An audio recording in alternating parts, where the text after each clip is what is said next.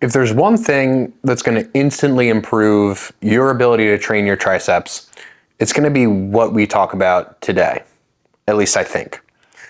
So to describe that, I first want to just look at something like a curl. What do we normally do in curls that we don't do in triceps extensions? Well, a lot of times we do things like this, right? Where if you imagine someone perhaps has, a dumbbell or two dumbbells or a cable in their hand, and the dumbbell is pulling their arm downward, intuitively people don't hold their arms out here. They put something underneath of their arms, something that I like to call an anchor, right? It just anchors your arm down so that you don't have to hold your arm up as you do the preacher curl, right? So you can basically just focus on the elbow muscles. We do the same thing, let's say, in something like a lat pull down, right? Or a seated leg curl where we have a thigh pad to hold our hips down so that we can train our knees and our knee muscles. But in triceps extensions, we don't really seem to have generally speaking as a culture, an association between using these kinds of anchors and doing triceps extensions. Now, part of this is because I think, at least, it's not that difficult to hold your shoulders in position.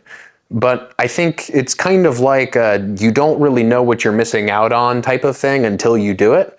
And I think a lot of people, at least clients specifically who I've worked with, have gone from actually not just situations where it was, difficult for them to isolate their triceps, but situations where they perhaps had joint pain.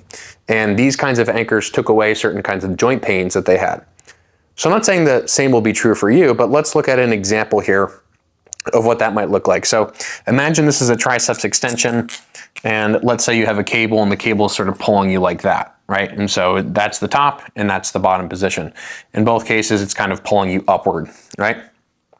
Somewhere in the middle though, sort of in the mid-range, the cable is going to kind of move away from you. But just think about it logically, what is the cable trying to do to your shoulder? Well, it's, you're moving through your hand, but oftentimes, especially if it's angled more forward, it's trying to pull your shoulder forward.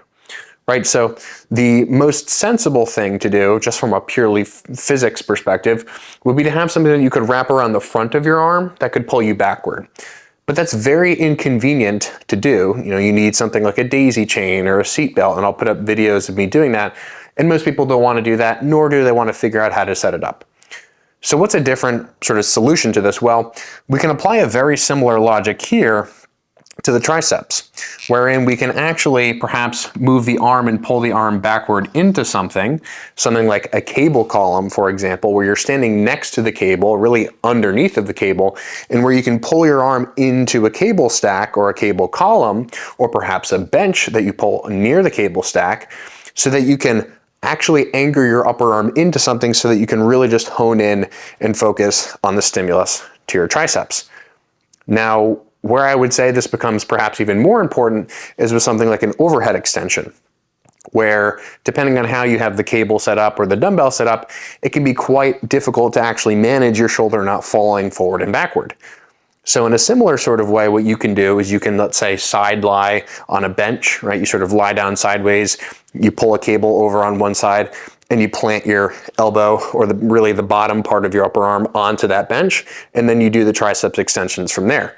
And even though it's not necessarily in the perfect position, for example, like in the biceps or when we train biceps, very easy to put something there. That's where we really need it, right? It wouldn't make sense to have something on top of the biceps as we're training it. So it's not, in theory, the most ideal. Again, we would probably want something that we could pull up into rather than down. But at least if we have something to pull down into, we can kind of use all these big muscles like the lats, the teres, the rear delts to really anchor ourselves down into a position where we're not actually having to manage the stability demands of something like a cable or a dumbbell motion when we're trying to train triceps. So hopefully those examples that I threw up there were helpful, and you could sort of see visuals of what this perhaps could look like. But feel free to experiment around on your own with it. You don't have to use the exact same setups, the exact same cable angles. Just look for things that are sort of in and around where you're trying to train the triceps. Put your arms in the various positions that are comfortable for you. Pull up against something, press up against something. If you can get something in front of your arm like a bench, that would be cool as well. But experiment around with it and just feel immediately how different the isolation and the local stimulus actually is to not only create, but also to manage from a sort of secondary joint perspective.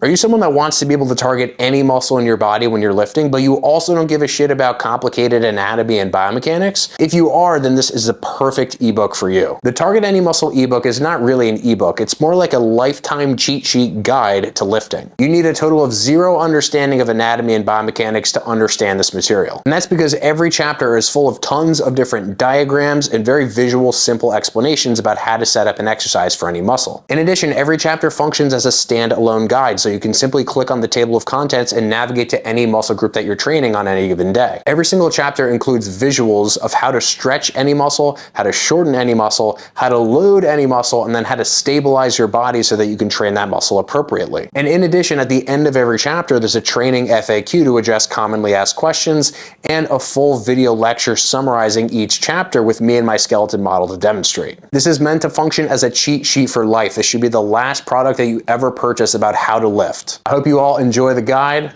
Happy gains.